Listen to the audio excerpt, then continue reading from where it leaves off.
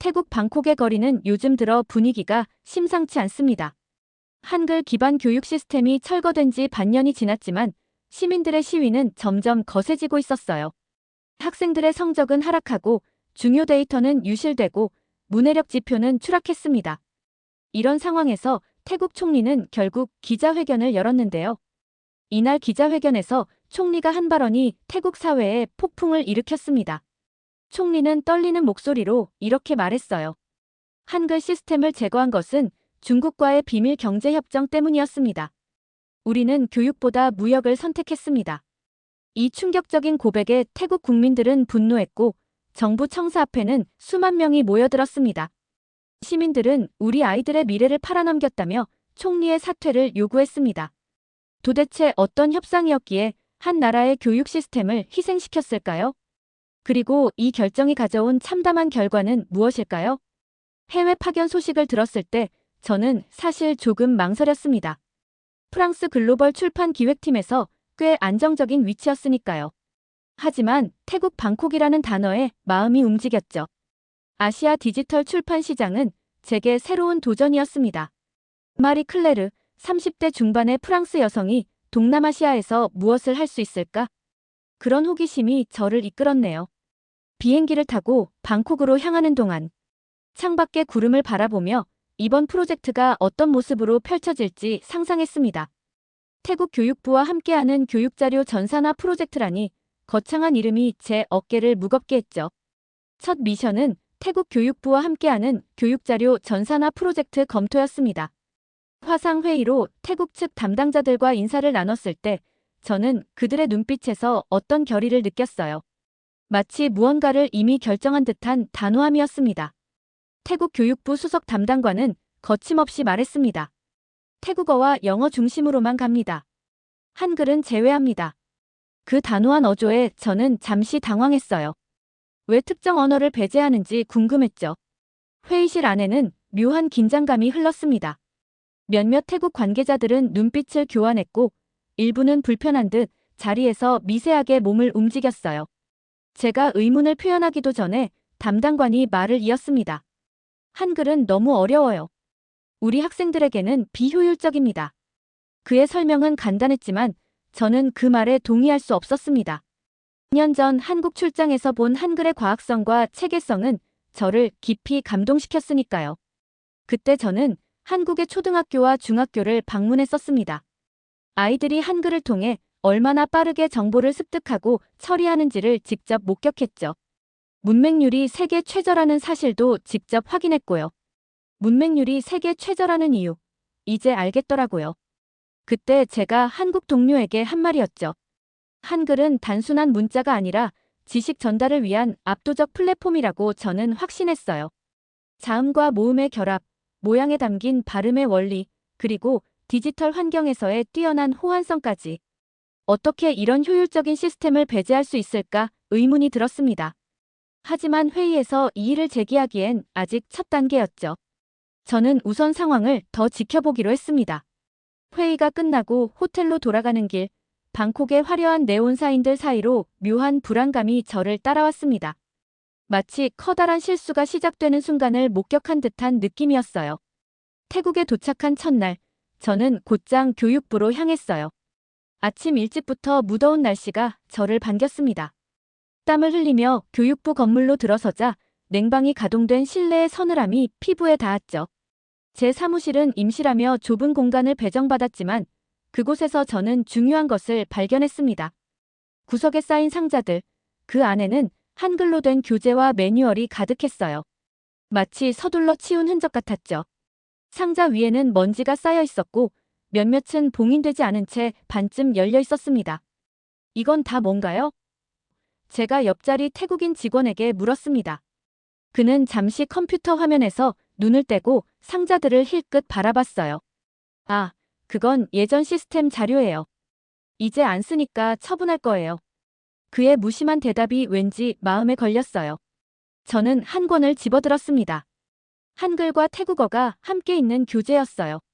페이지를 넘기자 체계적으로 구성된 학습 내용이 눈에 들어왔습니다. 한글의 기본 원리부터 태국어와의 연결, 그리고 디지털 환경에서의 활용법까지 상세히 설명되어 있었죠. 놀랍게도 체계적으로 구성되어 있었어요. 저는 몇 권을 제 사무실로 가져왔습니다. 나중에 살펴보려고요. 그날 저녁 호텔방에서 저는 그 교재들을 하나씩 검토했어요. 페이지마다 한글의 과학적 원리와 태국 학생들을 위한 맞춤형 접근법이 담겨 있었습니다. 이건 단순한 언어 교육이 아니라 사고체계의 전환을 위한 도구였죠. 다음 날 현장 조사를 위해 방콕 외곽의 한 초등학교를 방문했어요. 새로 도입된 시스템을 확인하기 위해서였죠. 학교 건물은 오래되었지만 정돈된 느낌이었습니다. 복도를 걸으며 교실에서 들려오는 아이들의 목소리를 들었어요. 그러나 들어가 보니 예상과는 달랐습니다. 교실에 들어서자 아이들은 혼란스러운 표정으로 태블릿을 들여다보고 있었어요. 몇몇은 답답한 듯 화면을 연신 터치했고 다른 아이들은 그냥 포기한 듯 태블릿을 책상에 엎어놓았습니다. 교사는 지친 얼굴로 질문에 대답했죠. 애들이 읽지도 못해요. 영어도 중국어도 어색해요. 예전에는 적어도 이해했는데 지금은 그냥 버튼만 누르고 있어요. 그의 말에 저는 다가가 아이들의 화면을 살펴봤어요. 영어 기반의 중간 플랫폼에 중국어 기반 학습 자료가 뒤섞여 있었습니다. 인터페이스는 영어였지만 내용의 상당 부분은 중국어 폰트로 가득했죠. 아이들은 그저 버튼만 눌러대고 있었어요. 의미를 이해하지 못한 채 기계적으로 반응할 뿐이었습니다. 예전 한글 기반 콘텐츠가 훨씬 접근하기 쉬웠는데 교사의 한숨 섞인 말에 저는 묵묵히 고개를 끄덕였어요. 그가 서랍에서 꺼낸 오래된 태블릿을 보여줬습니다. 그 안에는 한글과 태국어가 함께 있는 인터페이스가 보였어요. 직관적이고 체계적이었죠. 이걸로 가르칠 때는 아이들이 이해했어요. 한글의 원리를 배우면서 태국어도 더 잘 이해하게 됐고요. 지금처럼 막막하지 않았습니다. 학교를 나오면서 저는 이상한 느낌을 지울 수 없었습니다.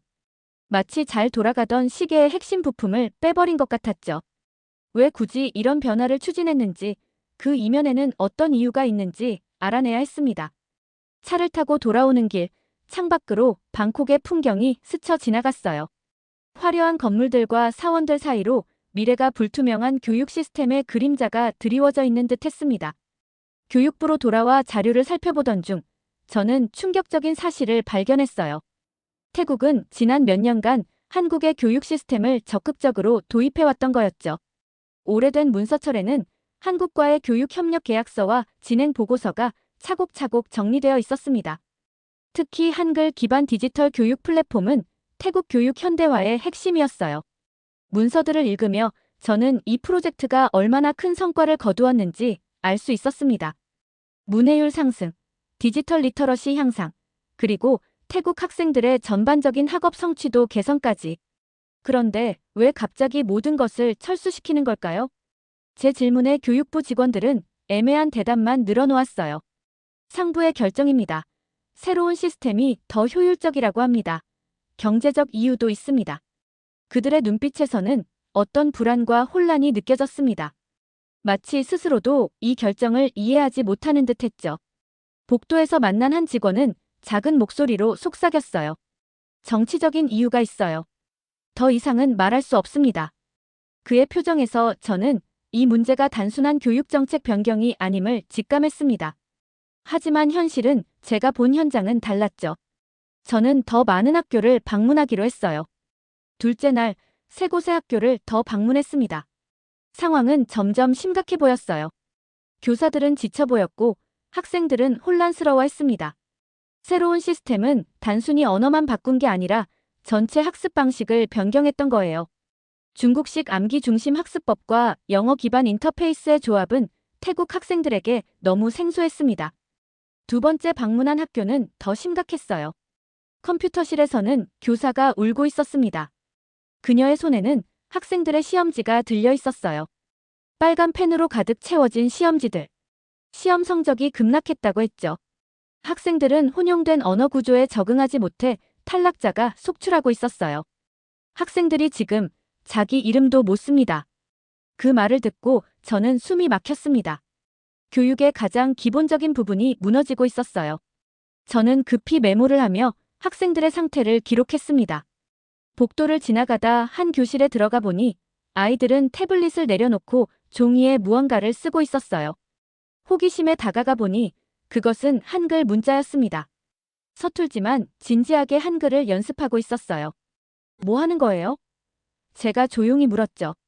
한 아이가 고개를 들고 수줍게 미소 지었습니다. 한글로 공부하는 거예요. 선생님이 몰래 가르쳐 주셨어요. 이게 더 이해하기 쉬워요. 아이의 대답에 저는 깊은 생각에 잠겼습니다. 현장의 교사들은 이미 알고 있었던 거예요. 한글 기반 시스템이 얼마나 효과적이었는지를. 하지만 왜 교육부는 이런 현실을 무시하는 걸까요? 저는 더 깊이 파고들기로 결심했습니다. 이건 단순한 시스템 교체가 아니라 어떤 정치적 결정이 있었던 게 분명했으니까요. 그날 밤 호텔방에서 저는 수집한 자료들을 정리했습니다.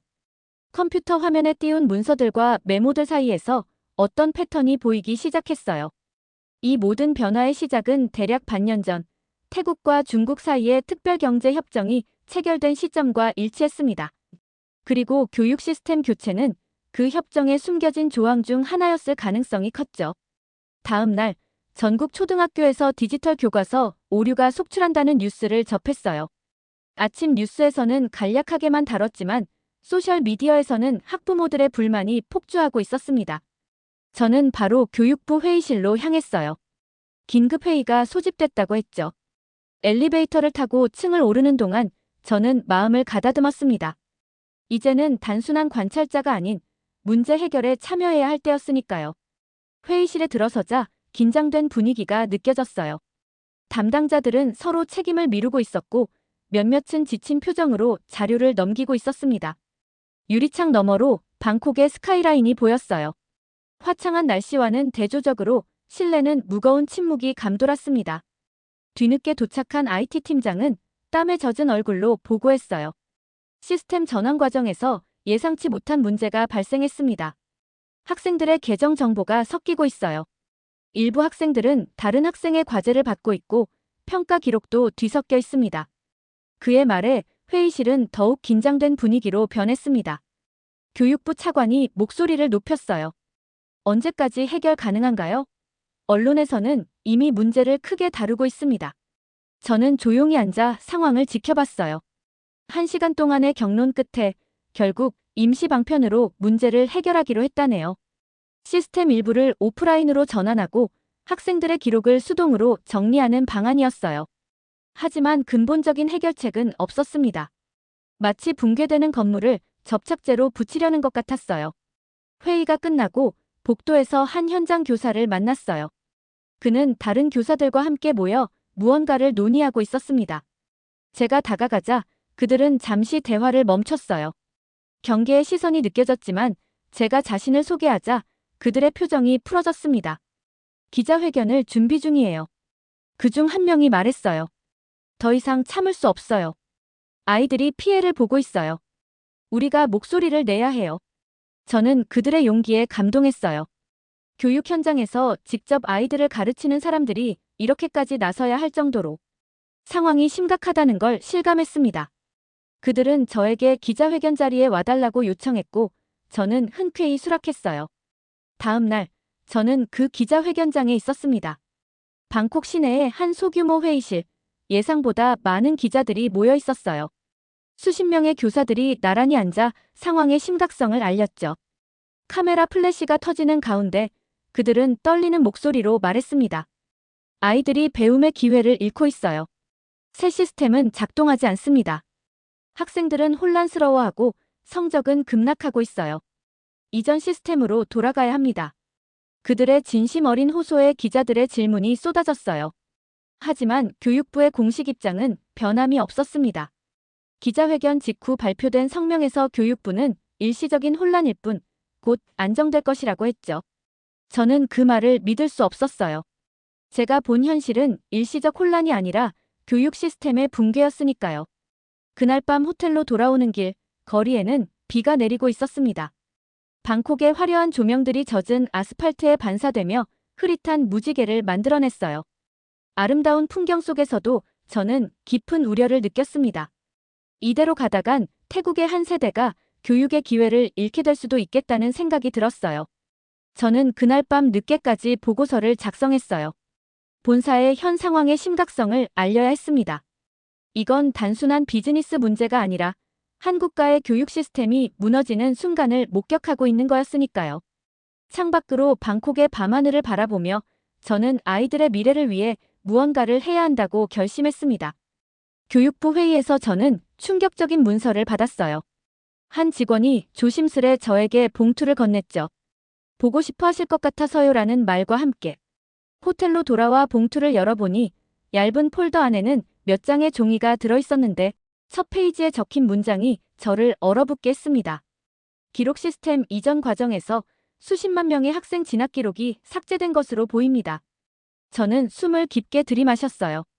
손이 미세하게 떨렸습니다. 이건 단순한 오류가 아니라 재앙이었어요. 학생들의 진학 기록, 성적 데이터, 학습 진도까지 모두 사라진 것이었죠. 얼마나 많은 학생들의 미래가 위험에 처한 걸까요? 창밖으로 보이는 방콕의 밤하늘에는 별이 총총했지만 제 마음은 어두웠습니다. 복잡한 생각에 잠긴 채 문서를 몇 번이고 읽어 내려갔어요. 저는 즉시 자료를 더 요청했고 IT팀과의 미팅을 주선했죠. 다음 날 교육부 지하에 있는 데이터 센터에서 IT팀장을 만났습니다. 소음이 가득한 서버실에서 그는 긴장된 표정으로 설명했어요. 컴퓨터 화면을 가리키며 데이터 손실의 범위를 보여줬죠. 알고 보니 한국 기업이 설계한 한글 기반 백업 시스템이 철거된 뒤 중국산 전환 시스템에 데이터 일괄 삭제 오류가 발생한 것이었습니다. 단순한 언어 전환이 아니라 전체 시스템 구조가 변경된 거였죠. 복구 가능성은요? 제가 물었습니다. 서버의 냉각팬 소리가 귀에 울렸어요. 글쎄요. 원본 시스템이 이미 철거됐고 백업 데이터도 호환성 문제로. 그의 말은 희망이 없다는 뜻이었어요. 그는 화면을 몇 번 클릭하더니 오류 로그를 보여줬습니다. 붉은색으로 가득한 화면이 상황의 심각성을 말해주고 있었죠. 그 순간 저의 옆자리에 있던 태국인 공무원이 작게 중얼거렸습니다. 그는 IT 부서의 중견 공무원이었어요. 지친 표정으로 모니터를 바라보며 말했죠. 한국 거 뺀다고 이렇게까지 될 줄은 몰랐어요. 저는 그 말을 놓치지 않았어요. 누군가는 알고 있었던 거죠. 이런 결과를 예측할 수 있었다는 걸. 하지만 왜 그럼에도 결정을 밀어붙인 걸까요? 서버실을 나오면서 저는 그에게 조용히 물었습니다. 왜 한국 시스템을 철거하기로 한 거죠? 그는 주변을 살피더니 낮은 목소리로 대답했어요. 중국과의 경제 협력 때문이라고 들었어요. 교육 시스템은 그 협상의 일부였죠. 우리 장관님이 직접 결정했다고. 그의 말에 저는 점점 퍼즐이 맞춰지는 느낌이었습니다. 정치적 결정이 교육의 미래를 희생시킨 것이었죠. 저는 더 깊이 파고들기로 했어요. 자료실에서 이전 시스템에 관한 문서를 찾아보니 흥미로운 사실이 드러났어요. 한국의 교육 시스템은 단순히 언어 교육이 아니라 디지털 리터러시와 정보 체계화의 기반이었습니다. 그리고 그 핵심에는 한글이 있었죠. 체계적이고 과학적인 한글의 구조가 디지털 환경에 완벽하게 적응했던 거예요. 플랫폼의 코드 구조도 한글의 논리적 체계를 반영하고 있었습니다. 그리고 무엇보다 태국 학생들의 학습 성취도가 이 시스템 도입 이후 급격히 상승했다는 통계 자료를 발견했어요. 문서들 사이에서 찾은 보고서에는 태국 학생들의 문해력이 아시아 국가 중 13위에서 4위로 상승했다는 내용이 있었습니다. 그것도 불과 3년 만에요. 그리고 디지털 활용 능력도 크게 향상되었다는 통계가 있었죠. 이런 성과를 냈던 시스템을 왜 버리는지 더욱 이해할 수 없었어요. 저는 교육부로 돌아가 더 깊이 조사하기로 했습니다. 사무실로 향하는 길에 복도에서 한 노교사를 만났어요. 그는 30년 넘게 교육부에서 근무했다고 했죠. 우리는 자연스럽게 대화를 나눴고 저는 그에게 현 상황에 대한 생각을 물었습니다. 이건 교육의 문제가 아니라 정치의 문제예요. 그가 작은 목소리로 말했어요. 중국과의 경제 협력이 최우선이 되면서 교육은 희생양이 된 거죠. 한국 시스템을 버리고 중국 시스템을 도입하는 건 정치적 결정이에요. 그의 말에 저는 깊은 고민에 빠졌습니다. 정치와 경제의 논리가 교육의 가치를 압도한 상황이었어요. 그리고 그 대가는 아이들이 치르고 있었죠. 사무실로 돌아와 창밖을 바라보니 교육부 앞 광장에 학부모로 보이는 사람들이 몇몇 모여 있었습니다. 아직 작은 규모였지만 불만의 불씨가 타오르기 시작한 것 같았어요. 저는 그들의 목소리가 더 크게 퍼지길 바랐습니다. 어쩌면 그것만이 이 상황을 바꿀 수 있는 유일한 방법일지도 모르니까요. 태국의 언론은 사건을 축소 보도했어요. 몇몇 신문은 작은 기사로 교육부 시스템 안정화 중이라고만 전했죠. 텔레비전 뉴스에서도 단 몇 초의 짧은 언급만 있었고 문제의 심각성은 철저히 가려졌습니다.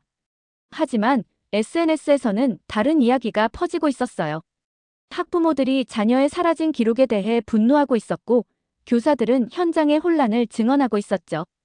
해시태그 태국 교육위기 해시태그가 점점 확산되고 있었습니다.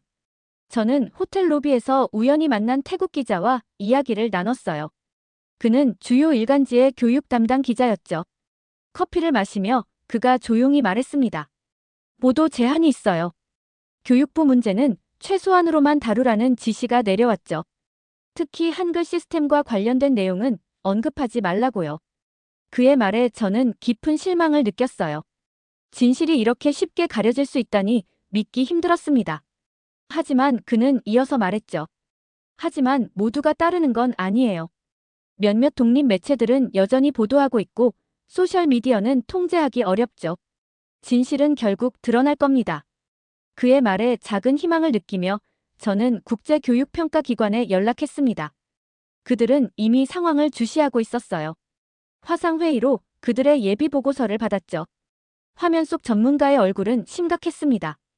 태국의 문해력 지표 아시아 4위에서 13위로 급락했습니다. 담당자의 목소리는 무거웠어요. 그는 계속해서 분석 결과를 공유했습니다.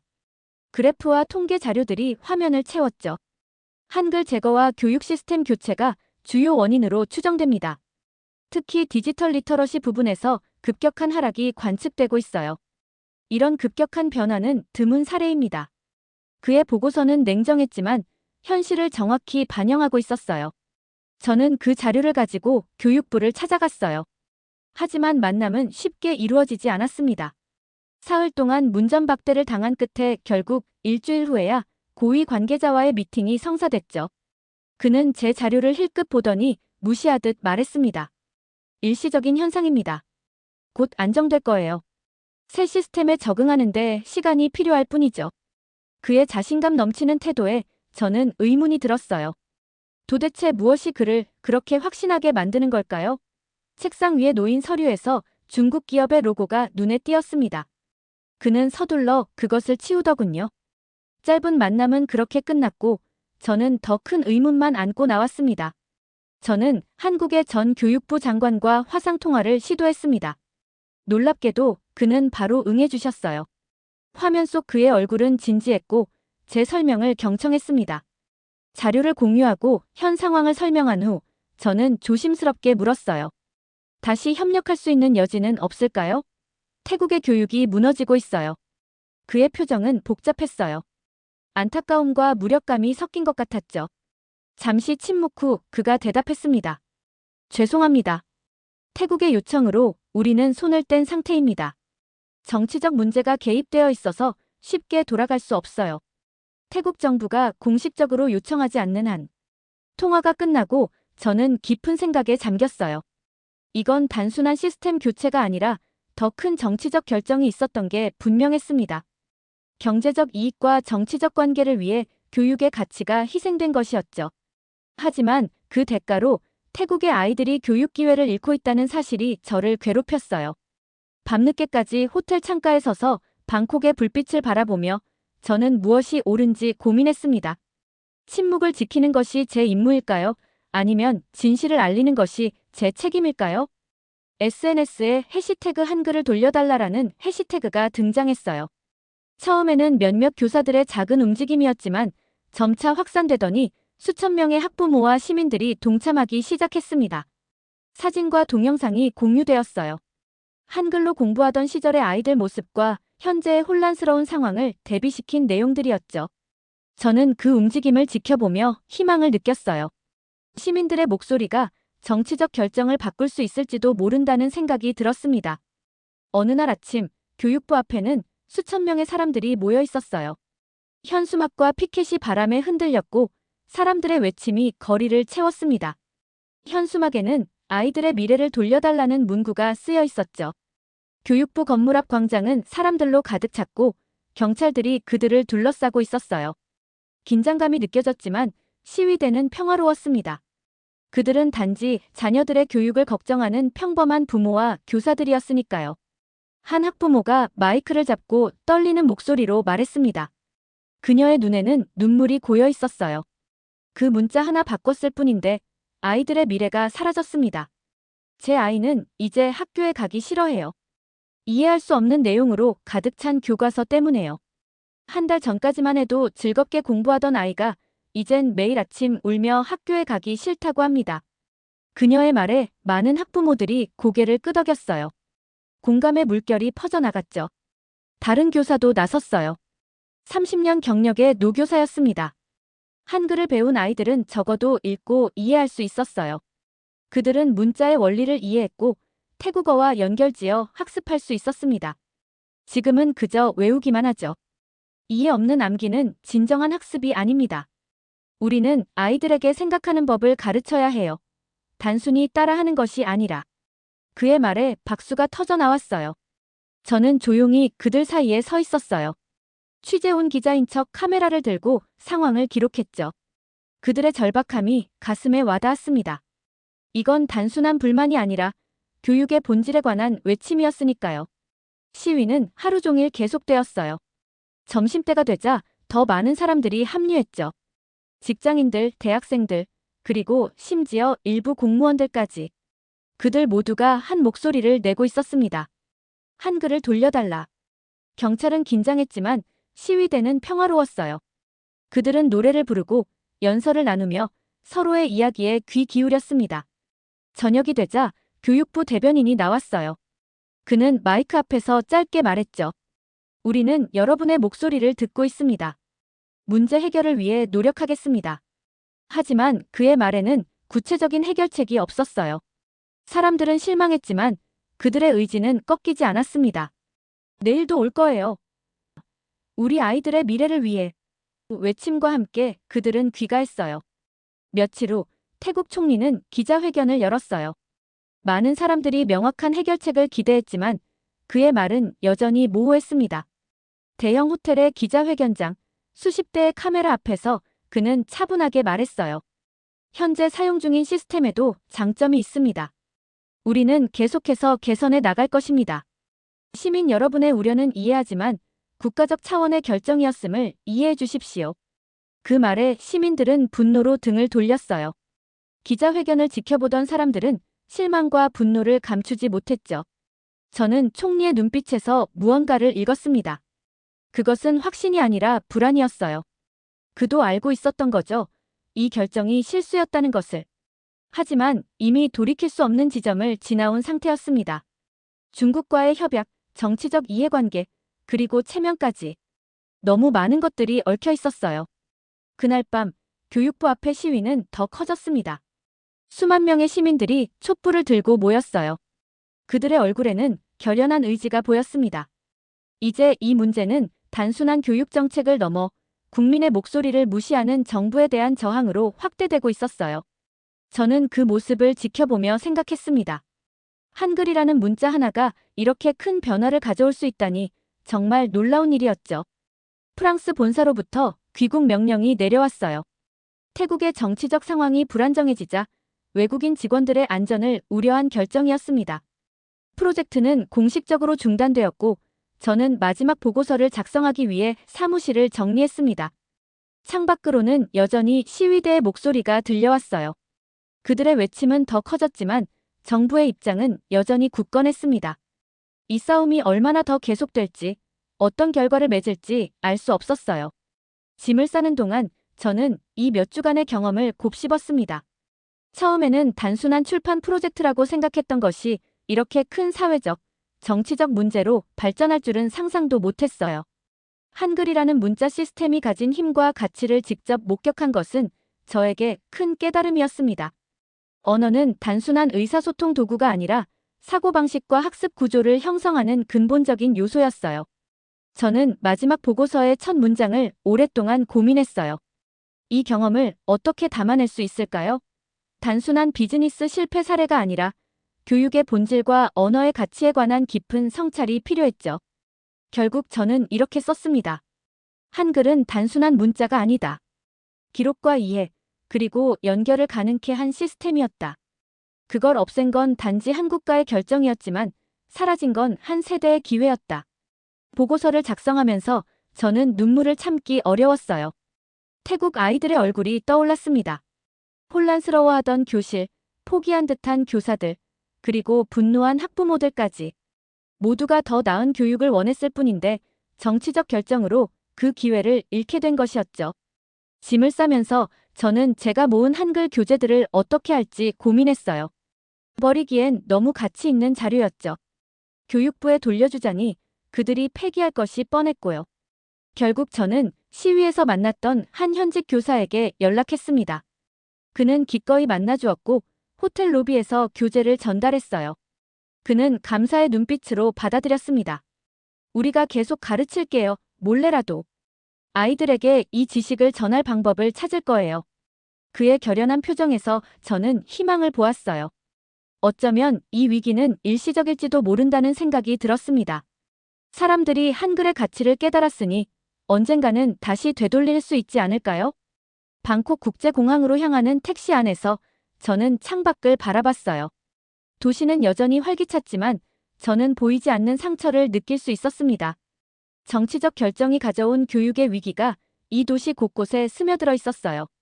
공항에 도착해 출국장으로 향하는 길, 저는 작은 카페에서 특별한 광경을 목격했어요. 테이블에 둘러앉은 아이들이 한글 교재를 들고 비공식 수업을 받고 있었습니다. 그들의 눈빛은 진지했고 집중력은 놀라웠어요. 저는 잠시 발걸음을 멈췄어요. 아이들의 진지한 표정이 마음에 와닿았습니다. 그들은 정부의 결정에도 불구하고 스스로 배움의 길을 찾고 있었어요. 한 아이가 저를 발견하고 손을 흔들었죠. 저는 미소로 답하며 다가갔어요. 왜 한글을 배우고 싶어요? 제가 물었습니다. 아이가 조용히 대답했어요. 그의 목소리는 작았지만 확신에 차 있었습니다. 이 글자는 다시 배우고 싶어요. 이해할 수 있으니까요. 다른 글자들은 그냥 외워야 하지만 한글은 이유가 있어요. 왜 이 모양인지, 어떻게 소리가 나는지 모두 이해할 수 있어요. 아이의 말에 저는 깊은 감동을 느꼈습니다. 어린아이도 알아차린 한글의 과학성과 체계성, 그리고 그 효율성을 어른들은 정치적 이유로 외면하고 있었어요. 저는 그들에게 작별 인사를 건네고 탑승구로 향했습니다. 비행기에 오르며 저는 생각했어요. 언어는 단순한 의사소통 도구가 아니라 사고의 틀이자 문화의 기반이라고요. 그리고 한글은 그 어떤 언어보다 과학적이고 체계적인 시스템이었습니다. 태국의 결정은 단순히 하나의 문자를 배제한 것이 아니라 효율적인 지식 전달 체계를 포기한 것이었죠. 그 대가는 이제 시작되고 있었습니다. 하지만 저는 희망을 버리지 않았어요. 제가 본 시민들의 움직임, 교사들의 헌신, 그리고 아이들의 열정이 결국 변화를 가져올 것이라고 믿었습니다. 창밖으로 방콕의 풍경이 점점 작아지며 사라졌어요. 저는 노트북을 열고 마지막 문장을 적었습니다. 글자는 문화 이전의 생존이다. 그리고 한글은 생존을 위한 언어였다. 지금까지의 사연, 어떻게 들으셨나요? 재밌게 들으셨다면 댓글로 남겨주세요. 추첨을 통해 커피 쿠폰들 보내드립니다. 다음에 더 재밌는 사연으로 돌아올게요.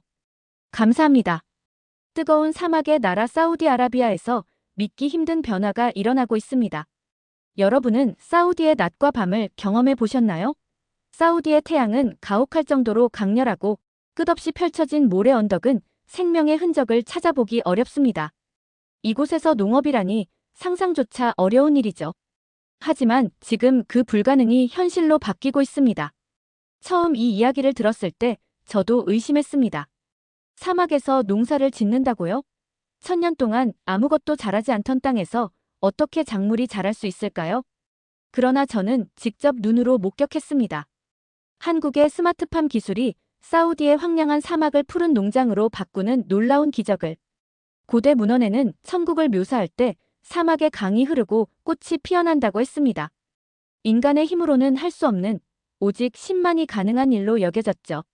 그런데 한국이라는 나라가 그 신화를 현실로 만들고 있습니다.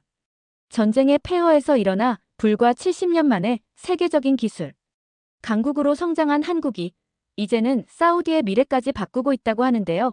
어떤 이야기인지 지금 바로 들어보시죠. 그 전에 구독과 좋아요 한 번씩만 부탁드릴게요. 안녕하세요. 제 이름은 레일라 하마드입니다. 사우디아라비아 환경부 소속 연구원이죠. 리야드에서 태어나 자랐는데 아버지는 전직 외교관이셨고 어머니는 평생을 교육자로 사셨습니다. 어릴 때부터 저는 우리나라의 모순된 현실에 의문을 품었어요. 석유로 세계를 지배하는 부유한 나라지만 가장 기본적인 식량조차 스스로 생산하지 못하는 현실이었거든요. 해외에서 환경학 박사 학위를 받고 사우디로 돌아온 이유도 바로 이 문제를 해결하고 싶어서였죠. 기후변화와 식량 안보 문제는 우리 세대가 반드시 해결해야 할 과제라고 생각했으니까요. 하지만 현실은 녹록지 않았습니다. 사우디 정부는 비전 2030이라는 계획을 통해 석유 중심 경제에서 탈피하려 노력하고 있었지만 농업 분야에서는 큰 진전이 없었어요. 하마드 박사, 당신 생각은 이상적이지만 비현실적입니다. 사우디는 농업 국가가 될 수 없어요. 환경부 국장인 알파라즈가 제 제안서를 읽고 내린 첫 평가였습니다. 이런 반응은 이미 예상했죠. 보수적인 관료들은 항상 같은 말만 반복했으니까요. 우리는 석유의 나라입니다. 농업은 우리와 맞지 않아요. 그날 밤, 제 사무실 창문을 통해 리야드의 화려한 야경을 바라보며 깊은 고민에 빠졌습니다. 도시는 석유돈으로 지어진 초현대적 마천루들로 가득했지만 그 주변은 끝없는 사막뿐이었죠. 이 모순된 풍경이 우리나라의 현실을 그대로 보여주는 것 같았어요. 화려한 표면 아래 감춰진 취약함, 바로 식량 안보의 불안정성 말입니다. 제 책상 위에는 최근 사우디의 식량 수입 데이터가 놓여 있었어요. 전체 식량의 80% 이상을 수입에 의존하는 상황이었고 기후변화로 인한 세계 식량 가격 상승은 우리에게 직접적인 위협이었습니다. 이대로는 안 돼. 반드시 방법이 있을 거야. 저는 스스로에게 다짐했죠. 바로 그때였습니다. 제 핸드폰에 메시지가 왔어요. 김태우라는 이름의 한국 연구원이었습니다. 몇 달 전 두바이에서 열린 기후변화 대응 국제 컨퍼런스에서 만났던 사람이죠. 하마드 박사, 우리가 얘기했던 스마트팜 기술에 관한 자료를 보내드립니다. 한국의 경험이 사우디에 도움이 될지도 모르겠네요. 김태우가 보낸 자료들을 밤새 읽었습니다. 한국의 스마트팜 기술은 제가 상상했던 것보다 훨씬 더 발전되어 있었어요. 한국은 산악 지형과 혹독한 기후 속에서도 세계 최고 수준의 스마트 농업을 발전시켰습니다. 자료에 적힌 문장이 계속 머리에 맴돌았죠. 처음에는 반신반의했어요. 사막과 산악 지형은 완전히 다른 환경이니까요. 하지만 김태우가 설명한 기술적 원리는 매우 논리적이었습니다. AI 기반 자동화 시스템, 태양광 에너지를 활용한 냉각 기술, 최소한의 물로 최대 효율을 내는 수경재배법. 이 모든 것이 사우디의 환경에도 적용될 수 있을까요? 질문이 꼬리에 꼬리를 물고 이어졌지만 한 가지는 분명했어요. 이건 우리가 진지하게 검토해볼 가치가 있는 기회였습니다. 다음 날 아침, 저는 바로 상사에게 한국 방문을 제안했죠.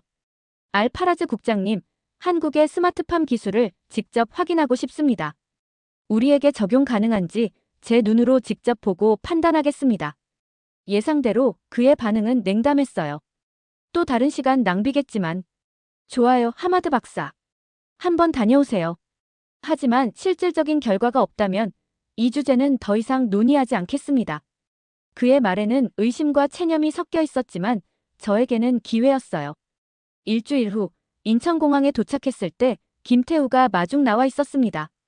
하마드 박사 환영합니다. 한국에서의 모든 일정이 유익하길 바랍니다. 그의 얼굴에는 자신감이 넘쳤어요. 저는 속으로 생각했죠. 그가 이렇게 확신하는 이유가 뭘까? 다음 날부터 바쁜 일정이 시작됐습니다. 서울에 있는 스마트팜 연구소를 시작으로 전라남도의 대규모 스마트팜 단지까지 방문했어요. 그리고 제 눈앞에 펼쳐진 광경은 정말 놀라웠습니다. 건물 안에 들어서자마자 싱그러운 채소 향기가 저를 맞이했죠. 수직으로 쌓아 올린 선반들에는 다양한 채소들이 자라고 있었고 모든 것이 컴퓨터로 제어되고 있었어요. 이건 정말 믿을 수 없군요. 저도 모르게 감탄사가 나왔습니다. 김태우는 미소를 지으며 말했어요. 이것은 시작에 불과합니다. 우리가 사우디에서 할 수 있는 것들을 보여드리겠습니다. 한국에서 돌아온 후 저는 즉시 보고서를 작성하기 시작했습니다. 한국의 스마트팜 기술이 사우디에 적용 가능하다는 확신이 생겼거든요. 물론 많은 조정이 필요했지만 기본적인 원리는 충분히 우리 환경에 맞게 변형할 수 있을 것 같았어요. 리야드 외곽에 실험용 스마트팜을 조성하는 것이 첫 단계가 되어야 합니다. 제 보고서의 결론이었죠. 필요한 예산과 인력, 기술적 요구사항을 상세히 정리했고 성공할 경우 얻을 수 있는 경제적, 사회적 이점도 분석했습니다. 이 보고서를 바탕으로 저는 정부 회의에 참석하게 되었어요. 그러나 회의장 분위기는 냉랭했습니다. 하마드 박사, 이런 실험은 이미 유럽과 미국의 기술로 시도했지만 모두 실패했습니다. 왜 한국 기술이 다를 거라 생각하시나요? 농업부 차관의 질문이었어요. 차관님, 한국 기술의 차별점은 적응성에 있습니다. 그들은 자국의 제한된 자원과 열악한 환경에서 혁신을 이뤄냈고 이제 그 기술을 극한의 환경에 맞게 최적화하고 있어요. 제 대답에도 회의적인 표정들이 가득했죠. 사우디는 석유 중심 국가다. 농업은 우리와 맞지 않아. 한 고위 관료가 냉소적으로 말했어요. 다른 이는 우리는 물조차 부족한 나라야. 이런 기술에 투자하는 건 돈 낭비다. 라고 외쳤죠. 토론은 점점 격렬해졌습니다. 저는 데이터와 분석 결과를 제시하며 필사적으로 설득했어요. 이건 단순한 농업 문제가 아닙니다. 사우디의 식량 안보와 미래가 걸린 문제예요. 세계 기후 변화로 식량 수입이 불안정해지고 있는 상황에서 우리는 최소한의 자금 능력을 갖추어야 합니다. 회의는 결론 없이 끝났지만 저는 포기하지 않았어요. 여러 채널을 통해 로비를 시작했고 마침내 왕세자의 관심을 끌어낼 수 있었습니다. 그는 젊고 개혁적인 성향으로 비전 2030을 적극적으로 추진하고 있었거든요. 하마드 박사의 제안은 흥미롭습니다. 소규모로 시작해 결과를 지켜봅시다. 왕세자의 한마디에 모든 것이 바뀌었어요. 저희는 드디어 리야드 외곽에 5헥타르 규모의 실험 농장을 조성할 허가를 받았습니다. 한국 연구진과 협력하여 시스템 설계를 시작했고 필요한 장비들을 주문했어요. 제 가슴은 기대와 불안으로 가득 찼습니다. 이 프로젝트가 성공하면 사우디의 미래가 바뀔 수 있을 거야. 실험 농장 조성 작업은 생각보다 훨씬 어려웠습니다. 하루 종일 뙤약볕 아래서 작업하는 것 자체가 도전이었어요. 사우디의 태양은 잔인할 정도로 강렬했고 낮 기온은 종종 50도를 넘나들었죠. 한국에서 온 기술자들도 처음에는 이 환경에 적응하느라 고생했습니다. 레일라, 이곳의 태양은 우리가 예상했던 것보다 훨씬 더 강렬하네요. 한국팀의 리더인 박준호 박사가 땀을 닦으며 말했어요. 태양광 패널과 냉각 시스템을 재설계해야 할 것 같습니다. 시스템 설치가 완료되고 첫 테스트를 시작했을 때 우리는 심각한 문제에 직면했습니다. 태양광 패널이 과열되면서 자동화 시스템이 오작동을 일으키기 시작했어요. 온실 내부 온도가 급격히 상승했고 자동 냉각 장치도 예상대로 작동하지 않았죠. 이대로라면 모든 시스템이 멈출 수 있어요. 저희 팀의 엔지니어 나세르가 경고했습니다. 우리는 급히 모든 시스템을 수동 모드로 전환하고 임시 조치를 취했어요. 하지만 이건 임시 방편일 뿐이었죠. 다음 날 아침, 저는 비상회의를 소집했습니다. 분위기는 무거웠어요. 우리가 직면한 문제는 심각하지만 해결 불가능한 건 아니라고 생각합니다. 제가 먼저 입을 열었어요. 그러나 사우디 연구진 중 일부는 이미 체념한 표정이었습니다. 역시 불가능한 일이었군요. 이 환경에서는 어떤 기술도 작동하지 않을 겁니다. 아미르 교수의 말에 몇몇은 고개를 끄덕였어요. 회의는 점점 더 격렬해졌습니다. 사우디 측 연구원들은 실패를 인정하고 프로젝트를 중단해야 한다고 주장했고 한국팀은 기술적 해결책이 있다며 맞섰어요. 저는 양쪽 사이에서 중재하려 했지만 감정이 격해지면서 대화는 더욱 어려워졌습니다. 회의가 끝난 후 박준호 박사가 저를 따로 불렀어요. 레일라, 우리가 이 문제를 해결할 방법이 있습니다. 하지만 추가 장비와 시간이 필요해요. 저는 그의 눈을 똑바로 바라보며 물었습니다. 정말 가능한가요? 솔직히 말해주세요. 박준호는 잠시 침묵했다가 단호하게 대답했어요. 네, 가능합니다. 한국에서도 비슷한 문제를 겪었고 극복했어요. 사우디에서도 할 수 있습니다. 그의 확신에 찬 목소리에 저도 용기를 얻었습니다. 하지만 현실은 냉혹했어요. 정부에서는 이미 프로젝트 중단 압력이 들어오고 있었고 추가 예산 승인도 어려운 상황이었습니다. 저는 깊은 고민에 빠졌어요. 포기해야 할까? 아니면 모든 것을 걸고 도전해볼까? 결국 저는 도전하기로 결정했습니다. 박준호 박사와 함께 새로운 계획을 세웠어요. 핵심은 사우디의 극한 환경에 맞게 시스템을 완전히 재설계하는 것이었죠. 태양광 패널에 특수 코팅을 추가하고 냉각 시스템을 강화하며 AI 기반 자동 제어 알고리즘을 수정했습니다. 이 변경 사항들이 효과가 있을까요? 저는 의구심을 감추지 못했어요. 반드시 효과가 있을 겁니다. 데이터를 분석해보면 실패 원인이 명확해요. 사우디의 환경은 특별하지만 과학적 원리는 동일합니다. 박준호의 자신감은 흔들리지 않았어요. 다행히 한국 본사에서 긴급 지원을 받을 수 있었고 필요한 장비와 기술자들이 도착했습니다. 저희는 밤낮 없이 작업했어요. 사우디 연구진들도 처음에는 회의적이었지만 점차 열정을 되찾기 시작했습니다. 레일라, 이 시스템이 정말 작동한다면 농업 분야에 혁명이 일어날 거예요. 나세르가 어느 날 작업 중에 말했죠. 그의 눈빛이 달라져 있었어요. 처음으로 진심으로 프로젝트의 가능성을 믿기 시작한 것 같았습니다. 그렇게 3주간의 강행군 끝에 새로운 시스템이 완성되었고 두 번째 테스트를 시작했어요.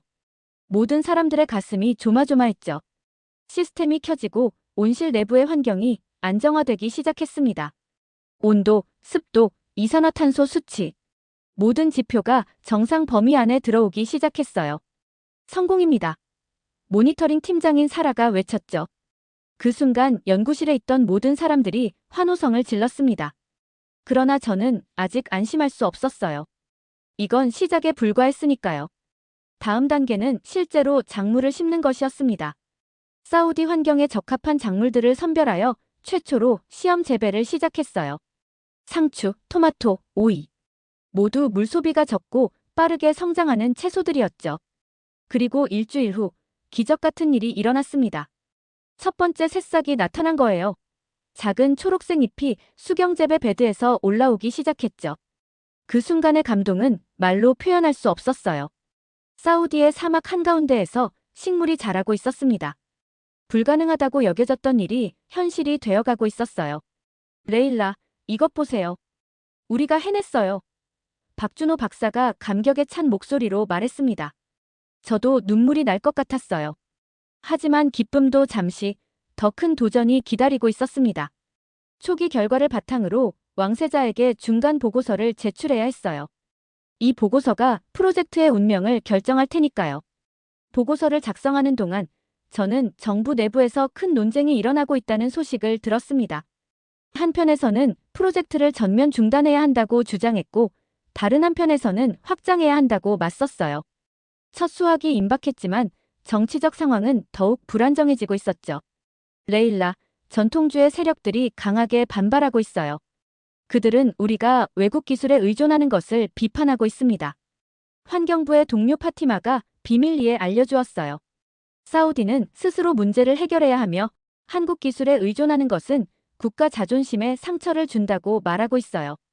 이 소식을 들은 저는 깊이 생각했습니다. 이건 단순한 기술적 문제가 아니었어요.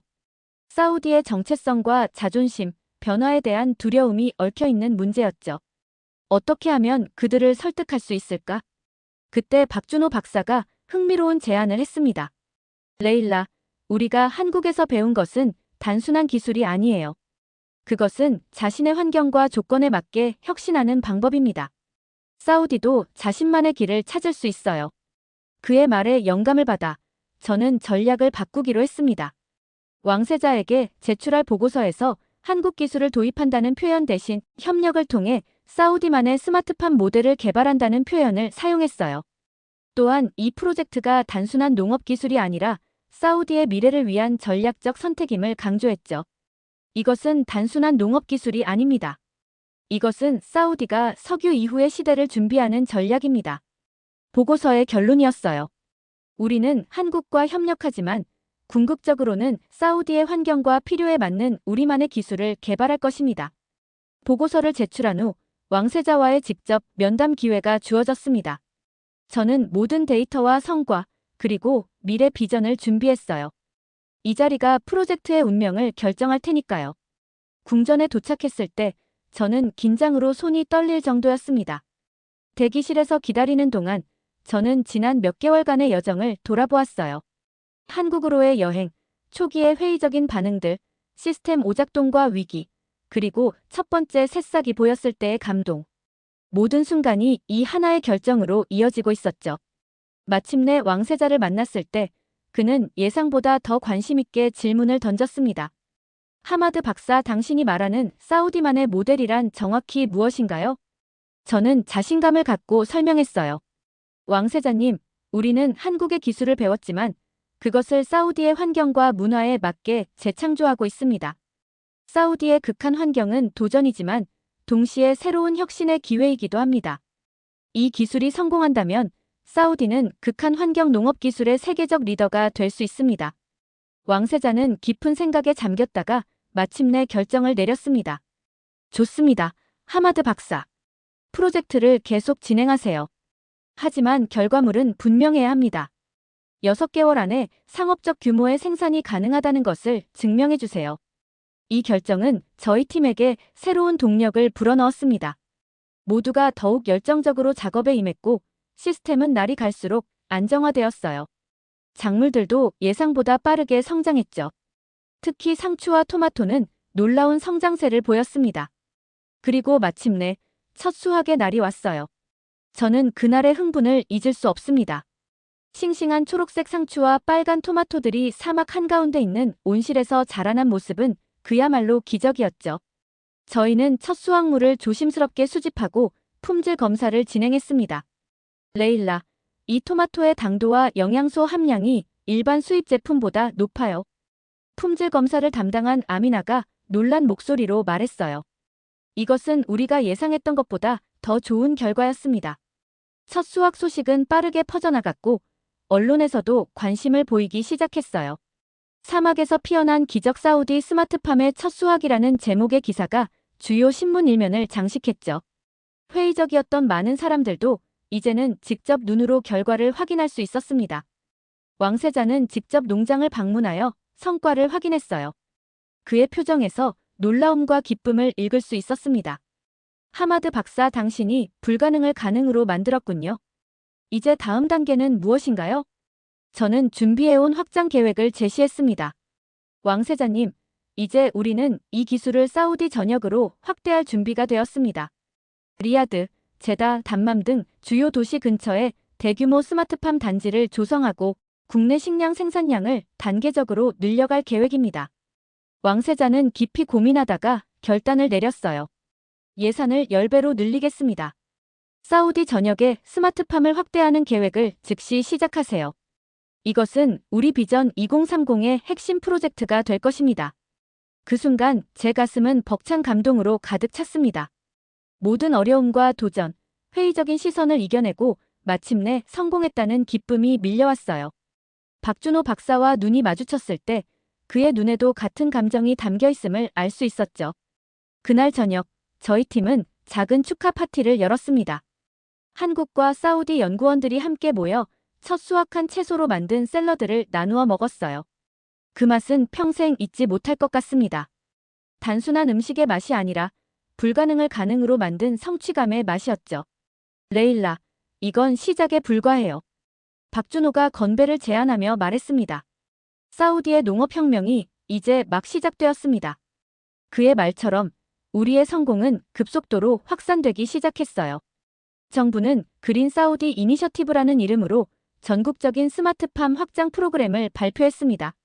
리야드 외곽의 작은 실험 농장은 이제 수백 헥타르 규모의 거대한 농업단지로 변모하기 시작했어요. 매일 아침, 저는 사무실 창문을 통해 건설 중인 새로운 온실들을 바라보며 가슴이 뛰었습니다. 붉은 사막 위로 서서히 초록빛이 퍼져가는 모습은 마치 꿈을 보는 것 같았어요. 그리고 이 모든 변화의 중심에 제가 있다는 사실이 때로는 믿기지 않았죠. 보수적이던 언론들도 이제는 사우디의 녹색혁명이라며 긍정적인 보도를 하기 시작했습니다. 처음에 가장 회의적이었던 알파라즈 국장도 이제는 프로젝트의 열렬한 지지자가 되었죠. 하마드 박사, 당신이 옳았습니다. 우리는 변화해야 했어요. 그의 말에 저는 미소를 지으며 대답했습니다. 변화는 항상 어렵지만 그만한 가치가 있어요. 이제 우리는 석유만 의존하지 않는 미래를 상상할 수 있게 되었습니다. 스마트팜 프로젝트가 확장되면서 사우디 사회에도 큰 변화가 일어나기 시작했습니다. 가장 눈에 띄는 변화는 젊은 세대들의 참여였어요. 예전에는 농업을 낮은 직업으로 여기던 사우디 청년들이 이제는 첨단 기술을 활용한 스마트 농업에 관심을 보이기 시작했죠. 레일라 박사님, 저도 스마트팜 기술을 배우고 싶어요. 리야드 대학의 학생들이 저에게 찾아와 말했습니다. 저는 즉시 교육 프로그램을 개설했어요. 한국에서 전문가들을 초청하여 젊은 사우디 인재들을 가르치기 시작했죠. 특히 놀라웠던 것은 여성들의 참여였습니다. 사우디에서는 오랫동안 여성들의 경제 활동이 제한적이었지만 스마트팜은 이들에게 새로운 기회를 제공했어요. 여성들은 데이터 분석, 품질 관리, 연구개발 등 다양한 분야에서 두각을 나타내기 시작했습니다. 이 기술이 저희에게 준 건 단순한 일자리가 아니에요. 변화를 만들어낼 수 있는 힘이죠. 제 제자 중 한 명인 누라가 말했습니다. 그녀의 눈빛에서 저는 제 자신의 열정을 보았어요. 식량 안보도 놀라운 속도로 개선되었습니다.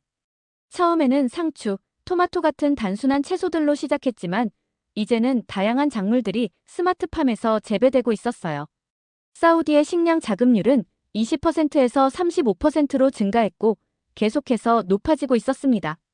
주변 중동 국가들도 사우디의 성공에 주목하기 시작했어요. UAE, 카타르, 쿠웨이트 등에서 대표단이 방문하여 스마트팜 기술을 배우길 원했죠. 이제 사우디는 단순한 석유 국가가 아니라 극한 환경 농업 기술의 선두주자로 새롭게 인식되기 시작했습니다. 한국과의 협력 관계도 더욱 깊어졌어요. 농업을 넘어 신재생 에너지, 수자원 관리, 디지털 기술 등 다양한 분야로 협력이 확대되었습니다. 양국은 정기적인 기술 협력 포럼을 개최하며 지속 가능한 발전을 위한 파트너십을 강화했죠. 프로젝트가 시작된 지 3년이 지난 어느 날, 저는 새롭게 완공된 대규모 스마트팜 단지를 방문했습니다. 사막 한가운데 펼쳐진 거대한 녹색 공간은 마치 다른 세계에 온 것 같은 느낌을 주었어요.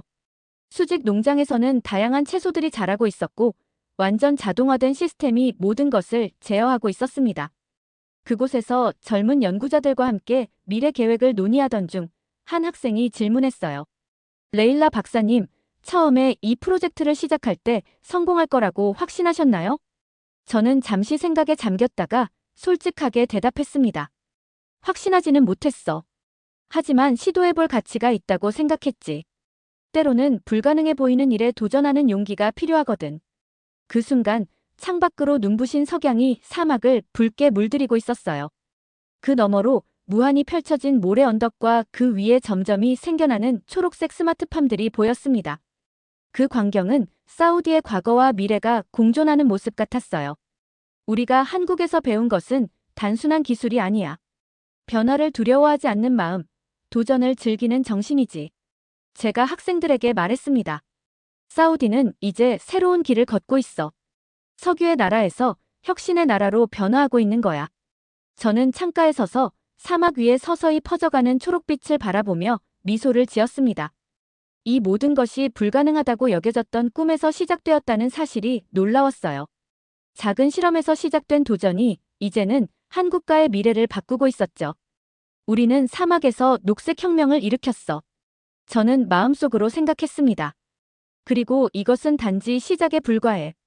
사막 위로 서서히 어둠이 내려앉고 스마트팜의 LED 조명들이 하나둘 켜지기 시작했어요. 그 빛은 마치 사우디의 밝은 미래를 비추는 별처럼 반짝였습니다. 지금까지의 사연 어떻게 들으셨나요? 재밌게 들으셨다면 댓글로 남겨주세요. 추첨을 통해 커피 쿠폰을 보내드립니다. 다음에 더 재밌는 사연으로 돌아올게요. 감사합니다.